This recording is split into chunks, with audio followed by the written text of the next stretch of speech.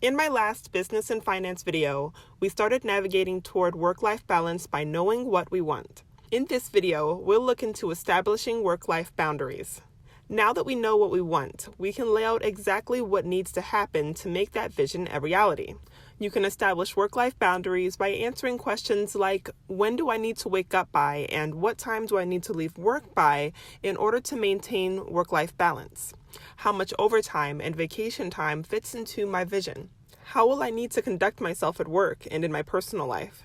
What level of commitment, availability, and timeliness will be needed in order to maintain my ideal work-life balance? It's helpful to write out the answers as a declaration in phrases like, I will wake up by this time, I will leave out by this time. My main priority is ABC. My secondary priority is XYZ, and so on.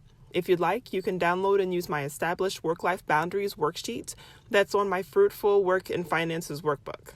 You can find it on my website and by clicking the link in the description below. Because when you write it all out, it's easier to refer back to as a reminder so that you can consistently enforce your work-life boundaries. Once we establish our boundaries, we have to actually respect and enforce our own boundaries, sticking to the hours, availability, and commitment level we set for ourselves. Then comes the healthy word no at work and in our personal lives. Saying no can be hard, but it will be necessary if we want to stick with our own boundaries and experience work-life balance. A word of caution though, because boundaries aren't an excuse for carelessness. We still want to be considerate of others. The boundaries necessary to enjoy our ideal work-life balance may not always be possible or fair to the other party. If we signed a contract to work full-time, but now our vision is to work part-time, we could not reasonably expect our work and boundaries to align in such a case. And in the same way, it wouldn't be fair to expect our family and friends to suddenly not see us for weeks on end because our vision is to double our hours and income for the next few months.